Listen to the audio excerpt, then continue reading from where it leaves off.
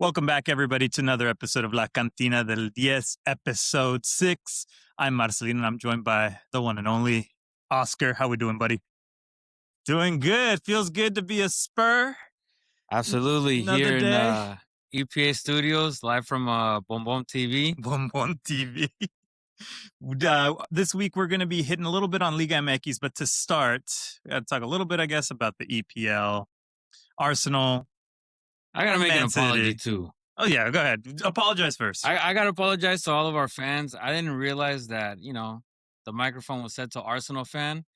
The mute button was extra sensitive, I grazed the mute button the other day, and it muted basically most of the pod. So today is not set on Arsenal. It's, on normal. So On normal, thank you. I appreciate we should be that. good. And then for today's beer, we're gonna do it for all the girl dads. So this is my daughter Olivia and Ari's little milk carton. Has a little vaquita. You're with your daughters. You want to open a beer. Any toy does the trick. Oh, baby. Cheers, bro. Cheers. Un lechita. Su lechita y pa dormir. Mm-hmm. This week, we're hitting a lot about Liga MX, some of the big games that were happening over the weekend, something to look forward to along with some transfer rumors. I guess we could briefly hit one of the big games this week was the Community Shield. We had Arsenal versus Man City, which, I mean, we're talking Arsenal fan. I guess you have a little bit of a They're right on our to neck be right now. Yeah, they are. They can be a little bit delusional after that game. They did smack them up just a little bit. Yeah, but Community Shield, I like to think of it as a glorified friendly. It's a friendly where you get some silverware, but that tournament was basically created so Arsenal fans can have something to enjoy and cheer about at the beginning of the season, because they weren't winning anything for the last 15 years. They're always, runner-ups, or Man City would sweep and, someone else had to play against them. But they did their thing. I wouldn't panic if I'm a City fan. It's early. Enzo Maresca still has a lot to do. Yeah. And obviously the team that has the cohesion is gonna, do a better showing in a game like that. Yeah, absolutely. It's way too early to jump off the bandwagon if you're a Man City fan in the last couple of years. Don't jump off, Cheech. It's early. Cheech. Don't jump off. We still got some life preservers for you, Cheech. But yeah, I mean, new coach. No Rodri. No Rodri as well. Now I think it's going to be more solidified as Rodri's on his way to Barcelona. Confirmed officially Rodri to Barcelona. Sorry to all the Real Madrid fans as well. But yeah, we'll just hit on that briefly. And now for the main event, Liga MX. The one and only Liga MX, Viernes Botaneros, the good stuff.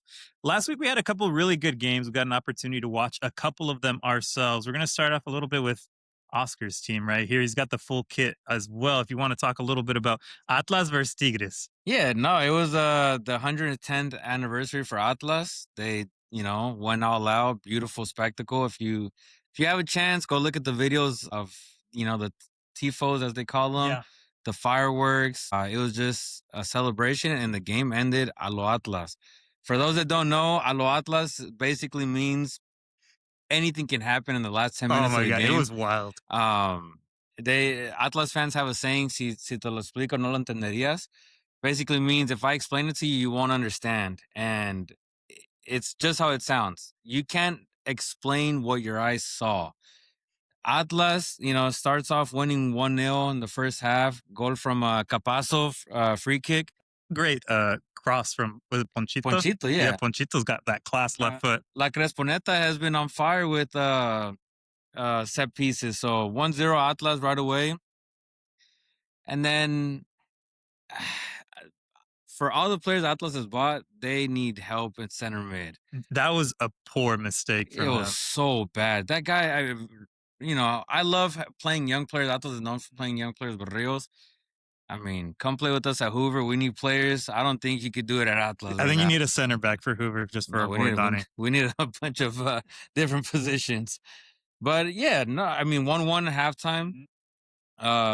Then after that, una Nahuelada, for those that don't know, Nahuel Guzman, he tries to showboat a little bit too much. A lot. Yeah. Sometimes he does one too many, and a routine kick. Routine save. Yeah. Nice, easy shot to him. Lets it go in. Atlas goes up 2-1, and then what? 60 seconds later, Atlas commits a PK. Yeah, I think right before that, also Atlas got a straight red card. they did. Uh, center back. Yeah, center back makes a tackle right outside the box, comes in a little late. Camilo Vargas, again, best player on the field. San Camilo, we have San Julian. Now I need to get San Camilo. You know, in Mexico, they've got saints for every single day of the entire year. Absolutely. And so obviously, yes, this past weekend, that was San Camilo Day. Yeah, I'll give you a little tidbit. My daughter Aria, if she was a boy, her name was gonna be Camilo. It would have been Camilo Perez. The gods chose her to be a girl, so her name is Aria Camila. But if she was a boy, I was gonna fight that battle. It was gonna be Camilo. He had a great game. He had so many. I watched part of it as well and some of the highlights afterwards, and so many shots that should have been goals, and he just a hand here, a save there. Yeah. Like he's just everywhere, and so it's really He blocked the penalty kick again. We haven't even brought that up. Yeah, he blocked the PK. Yeah, I think 18 since he's been in the league. I want to say the last 10 or 12 years. He has 18. The second goalie closest to him is around 8. Insane. Huge difference, Camilo Vargas, I think he's the best goalie in the Americas. Yeah.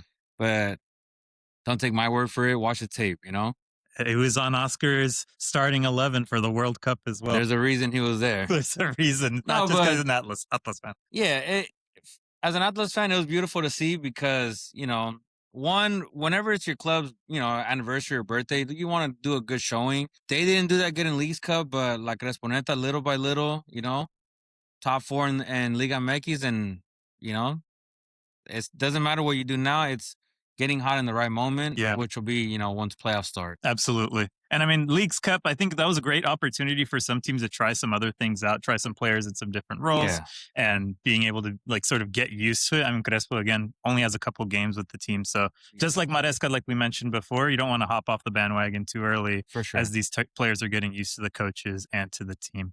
So congratulations to Atlas, a big W on the nice little track right now with 9 points, I believe. 9 points, yeah. 3 wins, one loss. Not bad. Looking good. Yeah. I had the opportunity to watch the Tijuana versus Cruz Azul game. Tijuana now moved up to second place. They won 2-1.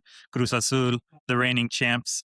And it was really interesting to watch. One, Cruz Azul, I think, coming off a championship hangover, hasn't looked that great. Yeah. Although they did win the Campeón de Campeones against Toluca, I believe. Yeah. And then they did relatively fine in the Leagues Cup. But in terms of in the actual Liga MX this season, out of 4 games, I believe they have about 7 points, 6 points now. They're kind of just there. Yeah. They're technically after this week in 10th place. But what was really interesting is Tijuana now with 10 points, 3 wins and a tie is right behind America for the top of the league. Tied with America, just behind because of goal differential. America has scored more goals compared to how many goals have been scored against them. Yeah. But I think they play a very set style under El Loco Abreu that has been going on for the last couple of seasons. It feels like they really have an identity, and they really centered around the counterattack. So they defend pretty far back, almost with like 4 defenders, 5 midfielders, and then 1 striker up top. Actually, his son is the striker, funny enough. I don't know if that's a little bit of, my son can nepotism at its finest. But hey, it works in Liga MX, so we'll take it. Yeah. But they played really well, and they center around that. They've got dynamic wingers. One on the left side, but they got this one guy, Gilberto Mora. I don't know if people have heard of him. You might have heard of him here or there. Okay. And he had, I think, really starting. I mean, he came out in the World Cup in terms of like, hey, the eyes are on you. Yeah. But you really see him in his play more and more how comfortable he's getting during the games. Absolutely. And he had an assist and a goal that game. And the assist was really nice. It started off on the left side. Preciado takes a guy from the left, cuts in to his right foot.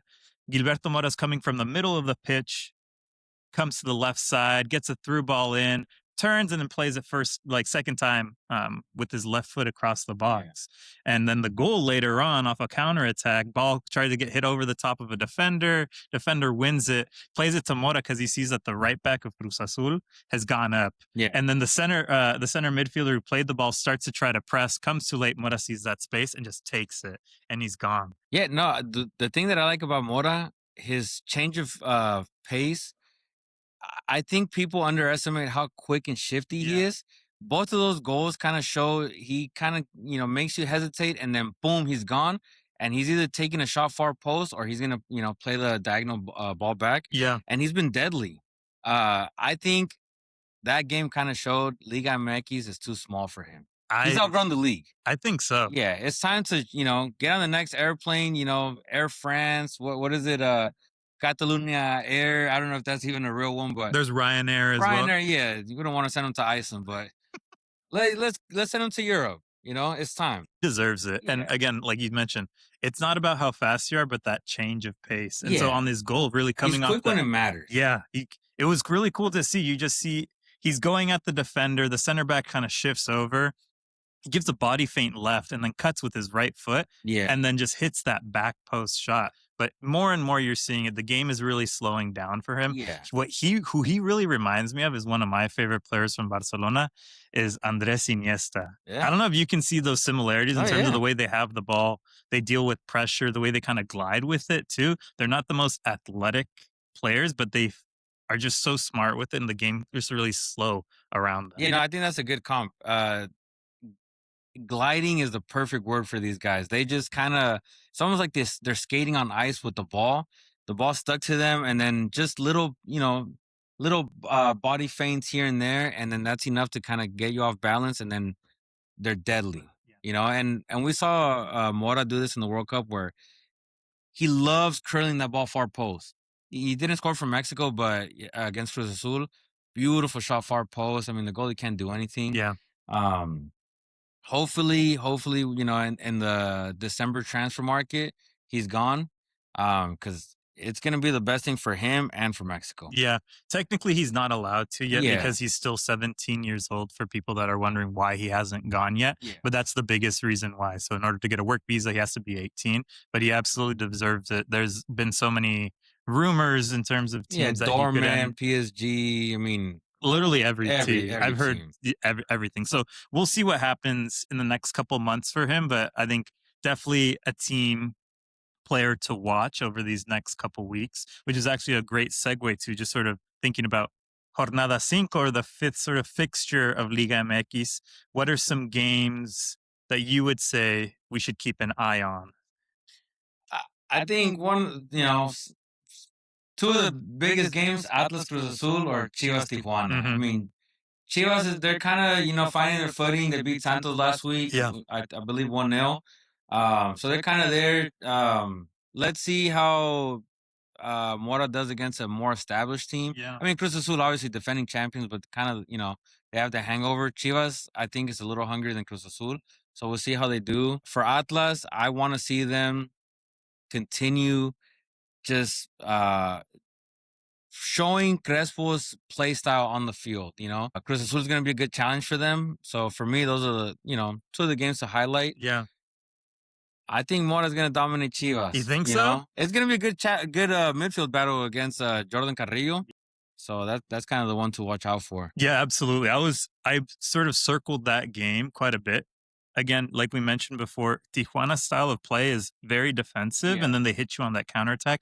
Chivas has dominated possession in almost all of their games and the chances, but I think a combination of the lack of quality of service, lack of quality finishing, and then as well just getting frustrated with Yeah. how defensive some of these teams are playing. They've barely squeaked out some wins. And honestly, I was watching the Santos game as well, Santos Chivas, and Santos had several opportunities to go up, at least 2-3-0. One hit a crossbar, another one, Tala had a good save. So again, all these games where there's like a small mistake from the back line. They have a lot of trouble with Eloso Gonzalez, with Luis Romo, which they bring the quality sometimes and also have these terrible mistakes. So it's like on and off, hot and cold. So I don't know. It's an abundance. They have an abundance of riches on the team that they still haven't found an opportunity to mesh well. So I'm really interested to see how they deal with a really compact, like very defined style Tijuana. Yeah, I think also Gonzalez is the weak link on You think Chivas. so? Yeah, he doesn't have the quality to be on a team like Chivas. He's kind of just your typical hard-hitting defensive midfielder that get the ball and pass it, but if you kind of give him space, he doesn't know what to do with the ball. Yeah. I would for me, if I obviously I don't go for Chivas, but if I did, I'd rather give a shot to one of the young kids. You in that know, position. yeah, or Or try to upgrade it somewhere else. yeah, well, I mean, or put Roma in that position instead, which is also part of his natural position. He's been Yeah, kind of sitting further back now, and I mean, he's been putting in some good balls. I think for them, the reason they won, like it's very stagnant, and then as soon as they put in Sandoval, that's when you start to see a little bit more quality in that dynamic play. We talked about him last week. yeah. No, we did. He's dynamic. He's brave. For me, one thing I like seeing with young players is have the personality to be brave, and if I give you the ball, especially with my wingers, don't play it back safely. Go beat a guy. The scariest thing for a defender is a guy running at you with pace Yeah. and having the ball, glued to his foot, and that's what he is. Mhm, absolutely. So for all those young players, really go out there, make your name. Let's Yeah, be don't, smart too. yeah, don't be afraid to make a mistake. It's okay. Mhm. I'd rather have you make a mistake, attacking a guy than kind of just being overly cautious and being afraid to be different. Yeah. There's a lot of boring players. Go be unique. Yeah. And I think a lot of the systems nowadays as well are conducive to more boring or more simple style of play. Everybody has their set roles. You kind of lost your flair. The RIP of the Joga Bonito I think that era. Joga Bonito died also because they stopped letting them go out to drink and mess around with the ladies. Let them drink, boys. Let them drink. As Let the man as drink. Ronaldo said, R9. For those that don't know, I wasn't aware that it was a. Actually, I'm not gonna say it. I'm not gonna say Well, it. for the ones who know, Look it they up. know. Look it up on YouTube if you haven't seen that. It's a great interview. So those are two games that I think you can really be excited for when thinking about Liga MX and Yeah. to tune into this weekend. Um, and now I'd love to get into a little bit of power rankings. Thinking about Liga People are gonna MX, get mad at us if they we do they this. might, but I think it's important to have this debate. It is a small sample size. We're only going into week 5 of the Liga MX With a season. huge break in between with Huge Leagues Leagues Cup. Cups. Again, take this with a grain of salt. It's what we've seen. And also, not many of these teams have, like the big teams, have not really played each other quite yet. We haven't gotten into the deep fixtures where you're playing these classic rivalry games like Chivas versus Atlas, America Chivas, Cruz Azul Pumas, America, whatever it is. And so, take this with a grain of salt, but also let us know what you all think. Who are your power rankings right now? Come at us if you think we're wrong. Yeah, I mean, we're happy to tell you you're wrong as well. we want to get other people other than Arsenal fans in our DMs. Let's kind of change it up. Arsenal fans, they're kind of starting to bore me. Delusional. They're delusional. Shout out my brother who attacked both of us the other day. He came at both of us. We're going to do our top 5 teams of Liga MX up to this point going into week 5. I'll start off. You want to go 1-1 or should we just go 5-5? Your call. Let's do 1-1. All right. And we can do a little debate. Yeah, that's fine. I'll go first. My number 1 right now is America. Are you going to start 1 or are you going to go 5? Oh, shoot, you're right. You already spoiled it, but go ahead. We'll start at 5. I said Baberica. Iberica. All right, we'll go 1 down. Fine then. I'm switching it. We're going 5-1. Starting off number 5, I'm going with Atlas right now. Atlas has had wins against Tigres, Santos, León, and a loss against Monterrey. Have had against Santos and León more closer games. Yeah. And the Tigres game was not convincing for me in terms of the style of play. And that being said, they are getting wins, and I think they deserve to be in the top 5. I don't think, for me, they're not higher, but in terms of their standings in Liga MX right now and the fact that they're winning, they deserve to be in the top 5. Who's your 5? For me, my 5th team is Toluca. Okay. Toluca has wins against Necaxa, Chivas, and a tie against Atlante. They lost against Pumas. Pumas kind of just there, I think Toluca also not a hangover, championship hangover, but just kind of a success hangover, if you will. So I have them at 5, but obviously they have the talent, they have the coach to move up in the power rankings, quickly. Yeah, absolutely. At my 4, I actually have Monterrey. Monterrey with wins against Juarez, Atlas, Santos, and then a loss against Necaxa. I think the Necaxa loss is really a big dent, and I would have had them higher had they pulled a tie off in that fixture. But again, not the best teams. They did beat Atlas, which is why I have them above. them. And the thing is, Monterrey just doesn't convince me. I know that they have Matias Almeida. They brought in some other players. They've got Orbelin. And so they do play a good brand of soccer. They just smacked up on Juarez like 6-1. But again, I don't see the high quality teams to make me say I think that you deserve to be higher for right now. Yeah, for me, fourth is the first and last champion of Jalisco, Atlas. I, you know, I, they have 9 points, so obviously, they're getting wins. I'll give it to you. Like against Tigres, they probably should have lost. Tigres had a lot of chances, but there's a lot of different circumstances that kind of made that game kind of be funky. Yeah. Against Santos kind of just they're gonna be last place this year. They have no quality, so but you got to beat who's in front of you. They lost to Monterrey, 2 red cards that game.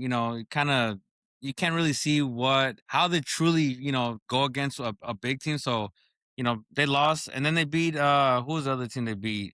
They beat Leon. Leon first game of the season. A bunch of the players that they signed did well. Yeah. So I got them at 4. Good enough to be in top 5, but obviously not competing for the championship just yet. Mm-hmm. For 3, I have actually Toluca compared to year 5. I think just because of the quality that they have on that team, and they proved time and time again that they can win, was why I think until they show me that they can't, and I see more losses, then I'll keep them a little bit higher just because of that. But with tie against Atlante, wins against Chivas and Necaxa, and a loss against Pumas, I think that they played some stronger teams than some of these other ones, which is why I have them at 3. Yeah, for me, my third team is Cholos de Tijuana. We already talked about it. 10 points. They're top of the league with America. They look good. Good. Yeah. They are playing Loco Obrero's philosophy. Like you said, they're defensive but aggressive on the counter. So I got them at 3. Obviously, Gilberto Mora, probably the best player in the league. Anytime you have the best player in the league, your team's probably doing well. Yeah, absolutely. I have at 2 Tijuana. We've got flip flopping places there, but just like Oscar said, they're managing to get wins. They're managing to get positive results, and until they don't, then I'm going to keep them high up. And like you said, relatively solid style of soccer. As long as they're continuing to stay to their philosophy, I think they're going to continue to win or get some decent results. And I can absolutely see them making some noise later on in the Liga. Yeah. Now, my second team is America.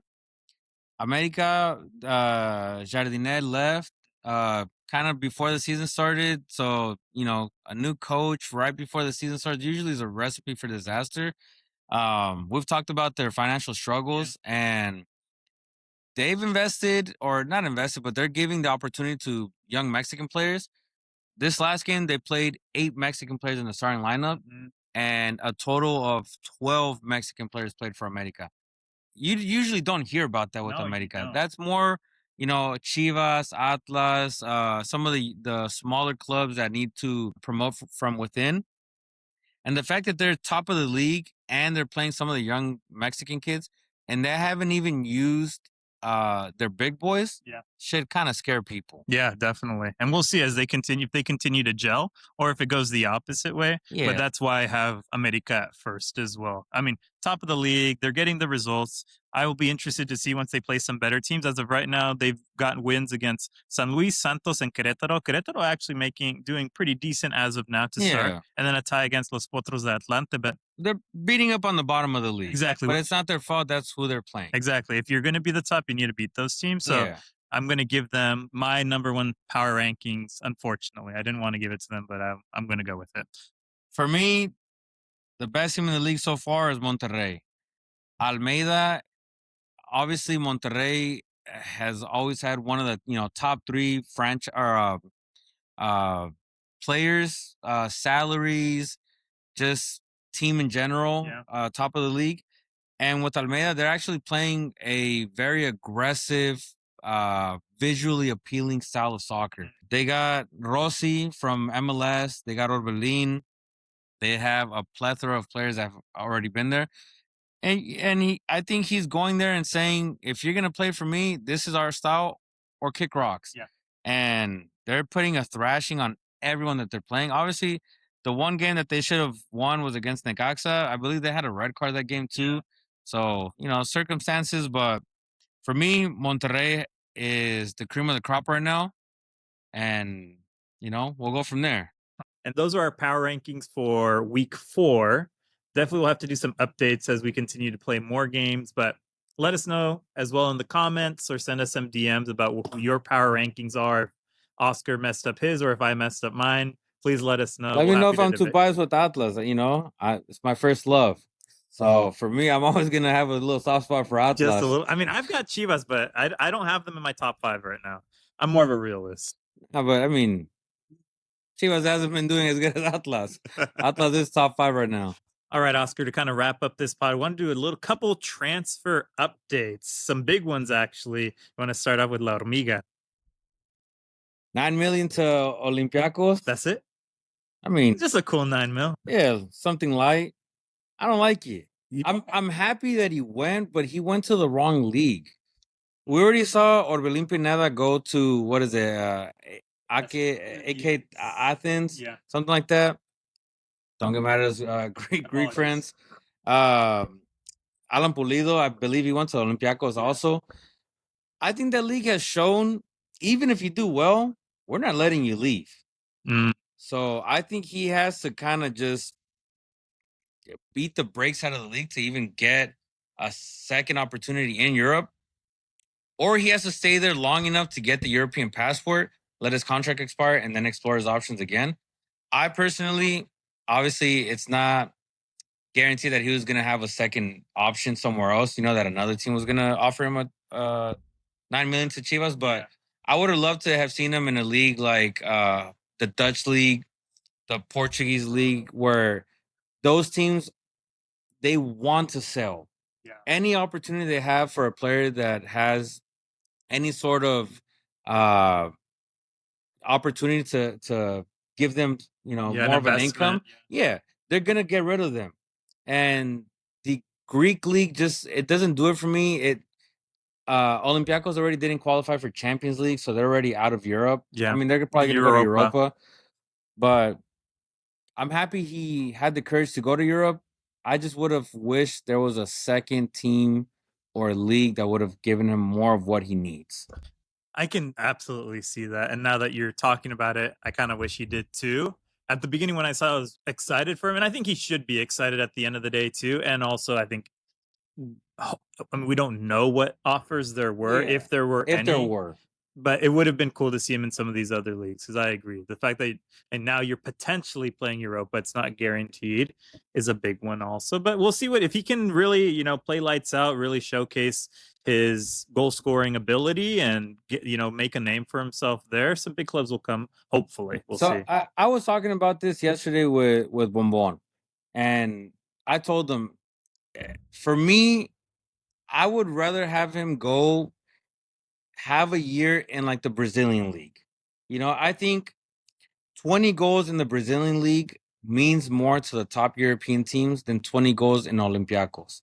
You know what I mean? Yeah. Like if everything's, the same, if he shows up more in like the Brazilian league, I think that kind of like elevates him and allows him to have an opportunity to jump to a bigger club.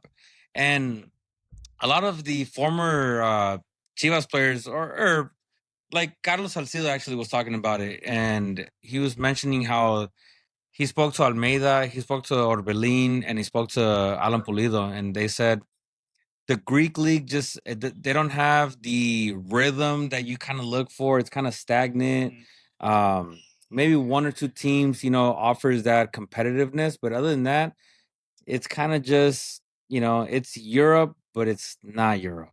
You know what I mean? It's that step under it. And already some of these other leagues that we mentioned already kind of a step below the top leagues, Yeah. and Olympiacos is even below that. So I guess we'll see. I'm obviously wishing him luck, and he's doing well and Yeah. performs well. But we'll have to see in the next, couple seasons to see if he makes that jump or if maybe he goes back to Mexico or to Brazil. I know there's another Mexican player. I don't remember his name. They'd mentioned that he'd been playing in the Brazilian league, and maybe that could be like moving forward, kind of the jump to Europe. Yeah, like one last thing for me. Yeah. Best case scenario for Ormiga is he's out of the league in a year or two. if he's there longer than 2 years, you have problems. He has to have 1 year where it's just bam. You know, EPL, La Liga, any league. He did so well that he's out of there. If he's still there by year 2, I think he's better off trying to force his way back to Mexico and then uh seeing what comes from his career from there. Yeah.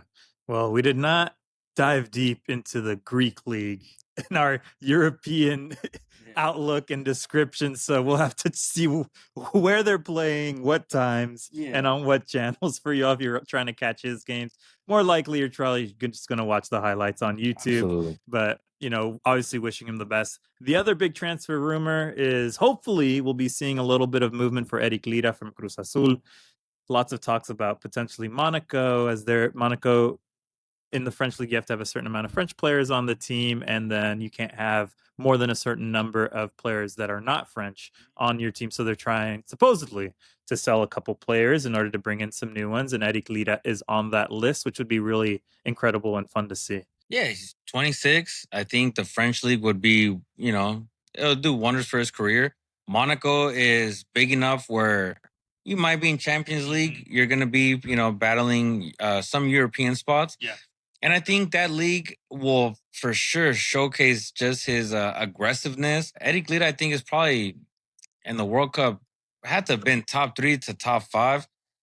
Most balls won in the World Cup. He was scooping up every loose ball in that midfield. Yeah, and we see Ballingen. He's rumored to go to your team, Tottenham. The Spurs. Come on, you We haven't Spurs. talked about that. We haven't gotten there. It's proof that being in CONCACAF doesn't matter. I mean, he has a European passport. With his parents from Nigeria and England. But maybe that's an example to show, like, hey, this team can help you and is willing to help you move on to a better team. Yeah, absolutely. There's nothing wrong with that. Yeah. No, they are. I think some teams have accepted that they're probably stepping stones to get to bigger leagues and create that investment, continue reinvesting. Those are the teams you want to go for. Your Portos, your Benficas, Ajax, Dortmund. I mean, Dortmund's a big club, but Dortmund will buy you, play PSV. you. Yeah, they'll play you, and then they'll sell you for 100. And they won't hesitate whatsoever. No. So it'll be interesting to see. We'll obviously keep you updated as we continue to hear more about those. But yeah, very interesting and fun. And if you're interested in Mexican soccer in general. So we'll see. And I think next week what we'll do, we got the Premier League starting. We got some of these other leagues as well. When does the Spanish League begin? I think it's relatively soon. Yeah, it's about the same time. Yeah, so we'll be able to update you all with some of those ones. Might give you the Spurs update. Might start calling that a little segment for us. And we'll probably do a power ranking also on the European team. Yeah, I think that'll be good once we get that going. But thanks again for tuning in, all y'all. Give us some updates as well, who your power rankings are later on, and we'll see you next week. Cheers. Cheers.